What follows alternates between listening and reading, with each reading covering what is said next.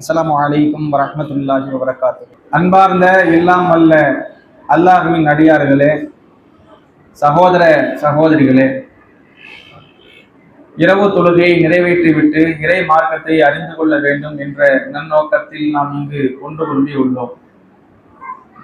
Abu Bakr ரலியல்லாஹு அன்ஹு அவர்களுடைய வரலாற்று தொடரை தினந்தோறும் நாம் அறிந்து வருகிறோம். அவர்களிடத்தில் உள்ள நற்பண்புகள், மார்க்கத்திற்காக அவர்கள் செய்த அர்ப்பணிப்புகள், தன்னுடைய பொருளாதாரத்தையும் உடலையும் இஸ்லாத்திற்காக எந்த அளவுக்கு தியாகம் செய்தார்கள் என்பதை நாம் பார்த்து வருகிறோம். அதில் இன்றைய தினம் நன்மைக்கு தன் வாழ்நாளில் அவர்கள் எந்த அளவிற்கு முன்னுரிமையும் முக்கியத்துவம் கொடுத்தார்கள் என்பதை பார்க்க உள்ளோம். பொதுவாகவே அல்லாஹ் நன்மையை பற்றி சொல்லும் போது ஃபஸ்தபிகுல் கைராத், நன்மைக்கு முந்திக் கொள்ளுங்கள் என்று சொல்கிறான். நன்மையை செய்யுங்கள் என்பதற்கும் நன்மையை விரைந்து வேகமாக முந்தி செய்யுங்கள் என்பதற்கும் வேறுபாடு உண்டு. நன்மை செய்யுங்கன்னா நம்ம சும்மா பொழுதுபோக்காக அல்லது நேரம் இருக்கும்போது தேவைக்கு செய்யலாம். ஆனா வேகமா செய்யுங்க, முந்தி கொண்டு செய்யுங்க, ஆர்வமா செய்யுங்கன்னா அதுக்கு ஒரு முக்கியத்துவம் கொடுத்து அனைவரையும் விட நாம் முன்னிலை பெற வேண்டும் என்று செய்ய வேண்டும். இப்படித்தான் அல்லாஹ் நன்மையை நமக்கு அறிமுகம் செய்கிறான். நன்மையான காரியம் எதுவாக இருந்தாலும் சரி. இன்னும் ரசூலுல்லாஹ் நமக்கு எப்படி சொல்றாங்கன்னா, ஒருவர் இன்னொரு மனிதரை பார்த்து புன்னகைப்பதை, சிரிக்கிறது, ஸ்மைல் பண்ணுமா இல்லையா சின்ன அளவுக்கு, இதை கூட நீங்க அற்பமாக நினைக்காதீங்க. இதெல்லாம் ஒரு நன்மையா, இதனால என்ன ஆக போகுது என்று சிரிப்பதை கூட அற்பமாக நினைக்காதீங்க. சிரிக்கிறது என்ன ஆக போகுது நாம நினைப்போம், ஒரு ஆளை பார்த்து சிரிச்சா என்ன, ஆனா இந்த சிரிப்பதின் மூலமாக பல நன்மை இருக்கு. ஒரு ஆளை பார்க்கும்போது அவரு சிரித்த முகமா இருந்தா போய் பேசணும், பழகணும், உறவு வைக்கணும் தோணும். பார்க்கவே கடுகடுப்பா முறப்பா வெறப்பா இருந்தாருன்னா ஒரு நல்ல கருத்தா இருந்தா கூட போய் சொல்ல தோணாது. அப்ப இது மாதிரியா பழக்க வழக்கத்திற்கு அது நமக்கு பயன்படும். இன்னும் அது மறுமையில் நன்மையாக நிற்கும். அப்ப நன்மை எதுவாக இருந்தாலும், சிறிய அளவாக இருந்தாலும் பெரிய அளவாக இருந்தாலும் அனைத்திற்கும் முந்தி கொண்டு விரைவாக நாம் செல்ல வேண்டும் என்று மார்க்கம் நமக்கு வழிகாட்டுகிறது. அப்ப அப்படிப்பட்ட ஒரு விஷயத்தில் அபூபக்கர் ரலியல்லாஹு அன்ஹு அவர்கள் அனைவரையும் விட முன்னிலையில் இருந்தார்கள். இதை யாரு நமக்கு சொல்றாங்கன்னா, அபூபக்கர் ரலியல்லாஹு அன்ஹு அவங்களோடு போட்டியிட்டு நான் இவங்களை முந்திரணும், இவங்களை ஜெயிச்சிடணும் என்று அவங்களுக்கு அடுத்த நிலையில் பார்க்கப்பட்ட உமர் ரலியல்லாஹு அன்ஹு சொல்றாங்க. நான் பல கட்டங்கள் அபூபக்கர் ரலியல்லாஹு அன்ஹு அவங்களை நன்மையில முந்திரணும்னு நினைச்சு செய்வேன், ஆனா ஒரு கட்டத்திலையும் அவங்களை என்னால முந்த முடியல. சில பேர் சொல்லுவாங்கல்ல, நீ பார்த்தாலே நான் இப்படி செஞ்சிருவேன், நீ செய்ய நினைச்சாலே நான் இப்படி முந்திடுவேன்லாம் சொல்லுவாங்களா இல்லையா? அந்த மாதிரி அபூபக்கர் ரலியல்லாஹு அன்ஹு அவங்க ஒரு விஷயத்தை உமர் ரலியல்லாஹு அன்ஹு நினைக்கும் போது செஞ்சு முடிச்சிருவாங்க. இவங்க செய்யறதுக்கு முன்வரத்துக்கு முன்னாடி செஞ்சிருவாங்க. அப்ப இது மாதிரியாக உள்ளதை பார்க்கிறோம். அதுல ஒரு செய்தி, நிறைய செய்திகள் இருக்கு, அதையும் பலவீனமான செய்திகள். இவங்க ரெண்டு பேரும் இப்படி போட்டி போட்ட செய்திகள்ல பலவீனமான செய்திகள் நிறைய இருக்கு. அதை சொன்னா சுவாரஸ்யமா இருக்கும், ஆனா அது சரியானது இல்ல. அதனால சரியான செய்தியை மாற்றி நம்ம சொல்றோம். முஸ்னத் அகமது என்று சொல்லக்கூடிய ஒரு நூல்ல அதிசயத்தாப்புல 170வது செய்தியாக, சில இதுல 175 நம்பர் மாறுபடும். அதை நீங்க எடுத்து பார்த்தீங்கன்னா உமர் ரலியல்லாஹு அன்ஹு அவங்க ஒரு செய்தியை சொல்றாங்க. என்ன செய்தி அப்படின்னா, நபி ஸல்லல்லாஹு அலைஹி வஸல்லம் அவர்கள் எப்பொழுதும் இரவு நேரத்தில் அபூபக்கர் ரலியல்லாஹு அன்ஹு அவங்களோடு பேசிக் கொண்டிருப்பது வழக்கம். முஸ்லிம்களுடைய நலம் பற்றி, அவங்களுடைய உலக விவகாரங்கள் பற்றி, இஸ்லாமியர்களை பற்றி, அவங்களுடைய விஷயமாக எப்பவும் பேசிக் கொண்டிருப்பாங்க இரவு நேரங்கள்ல. அப்ப இதுல இருந்து ரசூலுல்லாஹ் அவங்களோட எப்பவும் ஆலோசனையோட தான் இருந்திருக்கிறாங்க. அவங்க ரெண்டு பேருக்கு மத்தியில் உள்ள உறவு அந்த அளவுக்கு ஆலோசனையாக இருந்திருக்கு. அப்படி பேசிக் கொண்டிருக்கும் போது ஒரு நாள் நானும் அவங்களோட இருக்கிறேன். ரசூலுல்லாஹ் பெரும்பாலும் நிறைய சந்தர்ப்பங்கள் என்ன சொல்லுவாங்கன்னா, நானும் உமரும் அபூபக்கரும் போனோம், நானும் உமரும் அபூபக்கரும் வந்தோம், இப்படின்னு ரெண்டு பேரும் இணைச்சுக்குவாங்க. நானும் அபூபக்கரும் உமரும் இதை செய்தோம் அப்படின்னு அவங்க மூணு பேரும் எப்பவுமே ஒன்னாவே இருப்பாங்கன்னு கருத்து. அது மாதிரி பல சந்தர்ப்பங்களை ரசூலுல்லாஹ் சொல்லியிருக்கிறாங்க. இதுலயும் அப்படிதான் அபூபக்கர் ரலியல்லாஹு அன்ஹு அவங்களோட எப்பவும் இரவு நேரத்துல பேசிக் கொண்டிருப்பாங்க. பேசும்போது என்ன பேசிக்கிறாங்க அப்படிங்கிற செய்தி இல்லை. ஆனா பேசி முடிச்சுட்டு அவங்க அந்த சபையில இருந்து கடந்து போறாங்க. அப்போ மஸ்ஜித் நபவி பள்ளிவாசல்ல ஒருவர் தொழுகிற சத்தம் கேட்குது. ஒரு ஆள் என்ன செய்யறாருன்னா தொழுதுட்டு இருக்கிறாரு. இரவு நேரம் என்பதால் இரவு தொழுகையா இருக்க வாய்ப்பு உண்டு. அவர் தொழுதுகிட்டு இருக்கிறாரு. அந்த தொழுகிறதனுடைய அந்த சூரா ஓதுற சத்தம் இவங்களுக்கு கேட்குது ரசூலாவுக்கு. அப்ப ரசூலா என்ன செய்யறாங்கன்னா உடனே தன் செவியை தாழ்த்தி யாரு தொழுகிறா யாரு ஓதுறா என்று அந்த ஓதலை என்ன செய்யறாங்கன்னா கேட்டுக்கொண்டு இருக்கிறாங்க. அதுக்கப்புறம் ரசூலா வந்து சொல்றாங்க, உங்கள யாராவது குர்ஆன் எப்படி இறக்கப்பட்டதோ குர்ஆன் எப்படி வந்ததோ அதே போன்று ஓத வேண்டும் என்று ஆசைப்பட்டால் நீங்க இந்த இப்னு மஸ்ஊத் ரலியல்லாஹு அன்ஹு அவங்களே கூட ஓதுங்க என்று சொல்றாங்க. அவங்க யாருன்னா இப்னு மஸ்ஊத் ரலியல்லாஹு அன்ஹு அவங்க தான் ஓதி கொண்டு இருக்கிறாங்க. அவங்கள குறிப்பிட்டு நீங்க என்ன செய்யுங்கன்னா இந்த நபி தோழரை போல நீங்க ஓதுங்க. ஏன்னா இவர் அப்படி அச்சசலா ஓதுறாரு. குர்ஆன்ல இருக்கிறத ஒரு மாற்றம் செய்யாம அழகான குரல்ல அழகான அந்த வார்த்தை உச்சரிப்போட அந்த சூறா அழகா ஓதுறாரு. இவரை மாதிரி நீங்க ஓதுங்க என்று சொல்றாங்க. இதோட சேர்த்து அவருக்காண்டி என்ன செய்யறாங்கன்னா பிரார்த்தனை செய்யறாங்க. அவருடைய கல்விக்காக வேண்டி மற்ற விஷயங்களுக்காக வேண்டி அல்லாஹ்வுடைய தூதர் ஸல்லல்லாஹு அலைஹி வஸல்லம் பிரார்த்தனை செஞ்சுட்டு நீங்க இன்னும் அல்லாஹ்ட்ட கேளுங்க, அல்லாஹ் உங்களுக்கு தருவா என்று சொல்லி சொல்றாங்க. இப்ப இந்த தகவல் ரசூலுல்லாஹ் சொன்ன தகவல் வந்து இப்னு மஸ்ஊத் ரலியல்லாஹு அன்ஹு அவங்களுக்கு தெரியாது. அவங்களுக்கு நேரடியாக ரசூலுல்லாஹ் சொல்லல. இப்ப இந்த தகவலை வந்து உமர் ரலியல்லாஹு அன்ஹு என்ன நினைக்கிறாங்கன்னா, இப்படி ரசூலுல்லாஹ் ஒரு நற்செய்தி அவரை பத்தி சொல்லி இருக்கிறாங்க. ஏன்னா ஒரு ஆளை பத்தி ஒரு நல்ல செய்தின்னா நம்ம போய் ஃபர்ஸ்ட் சொல்ல நினைப்போமா இல்லையா? அப்ப உமர் ரலியல்லாஹு அன்ஹு மனசு நினைக்கிறாங்க, அவன் போய் இப்னு மஸ்ஊத் ரலியல்லாஹு அன்ஹு அவங்கள்ட்ட போய் இந்த செய்தியை சொல்லிடுவோம், காலையில ஃபர்ஸ்ட் போறோம் இந்த தகவலை சொல்றோம் அப்படின்னு மனசுல நினைச்சுக்கிறாங்க. நினைக்கிறது மட்டும் இல்ல, செயல்படுத்துறாங்க. காலையில விடிஞ்ச உடனே போறாங்க. போய் இப்னு மஸ்ஊத் ரலியல்லாஹு அன்ஹு அவங்கள சொல்ல போய் போறாங்க. பார்த்தா அங்க அபூபக்கர் ரலியல்லாஹு அன்ஹு அந்த செய்தியை ஆல்ரெடி சொல்லி முடிச்சுட்டு நிக்கிறாங்க.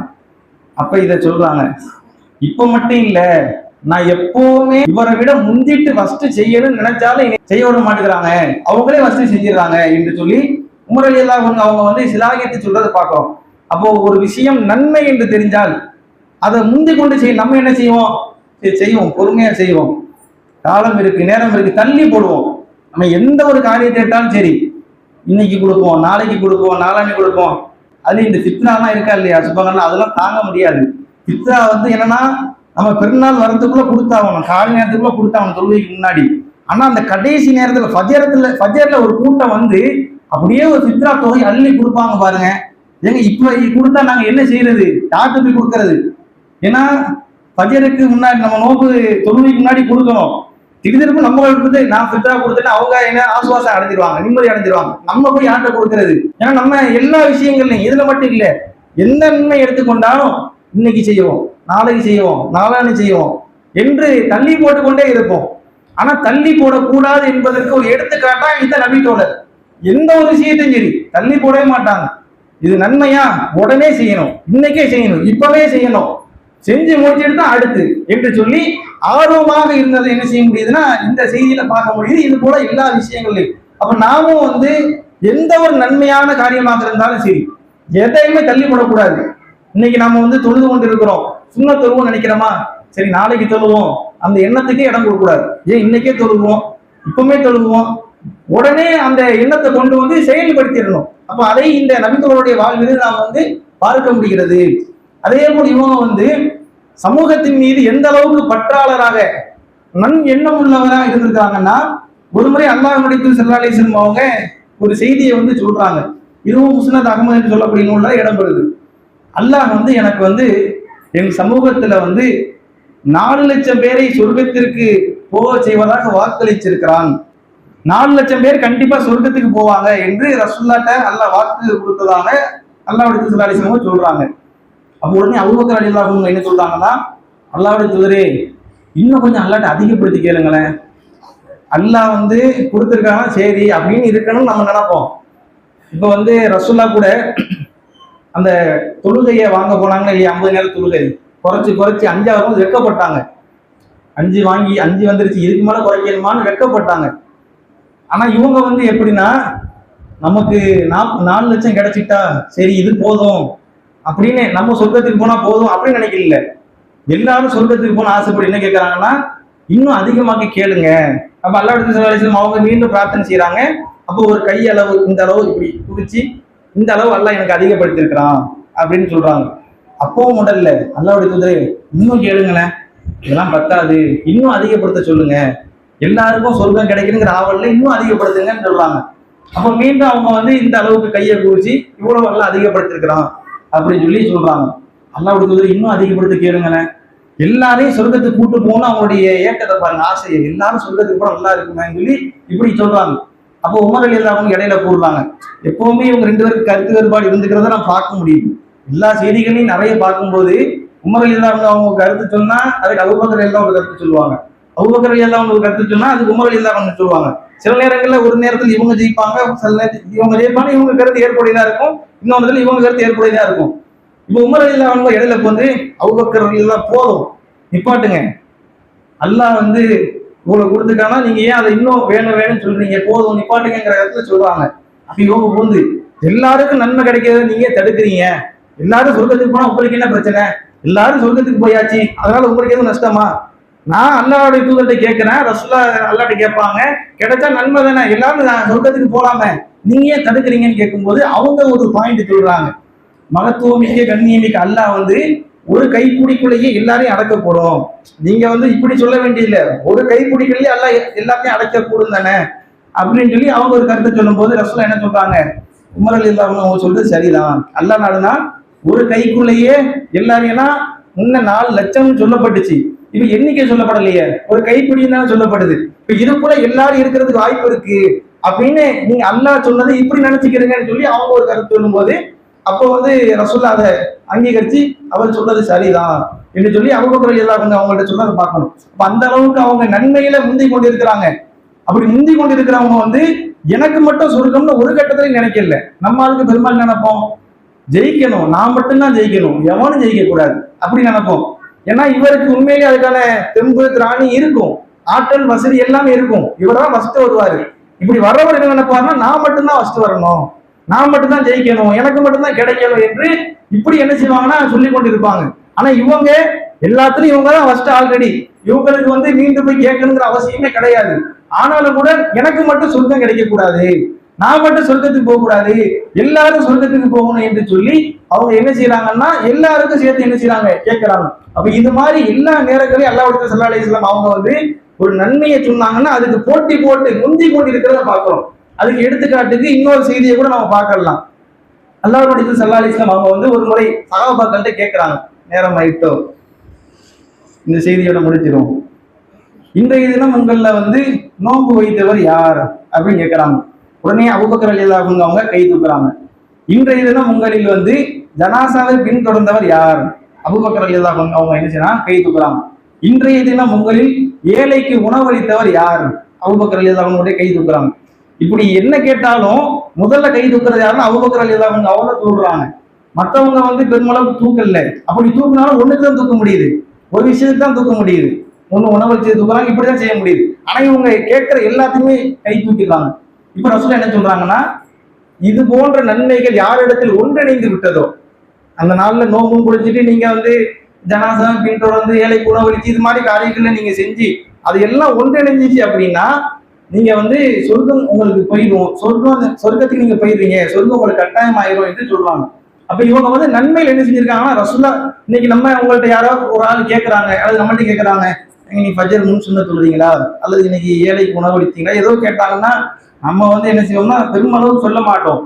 ஒரு நன்மையை செஞ்சீங்களான்னு கேட்கும் போது ஆமா நீங்க செஞ்சிட்டீங்களோ எங்கள்கிட்ட கேட்க வந்துட்டீங்க இப்படிதான் நாம பேசுவோமே தவிர நாம செஞ்சிருக்கோமா செய்யறங்கிறத பார்க்க மாட்டோம். ஆனா இவங்க வந்து என்ன கேட்டாலும் சரி, இன்னைக்கு இதை செஞ்சிருக்கீங்களா செஞ்சிருக்கேன், அதை கேட்டிருக்கீங்களா அதை செஞ்சிருக்கா செஞ்சிருக்கேன் என்று அனைத்துக்கும் முந்தி கொண்டு நன்மை செய்யக்கூடியவராக இருக்கிறார்கள் என்பதை இந்த செய்திகளில் நாம் பார்க்க முடியுது.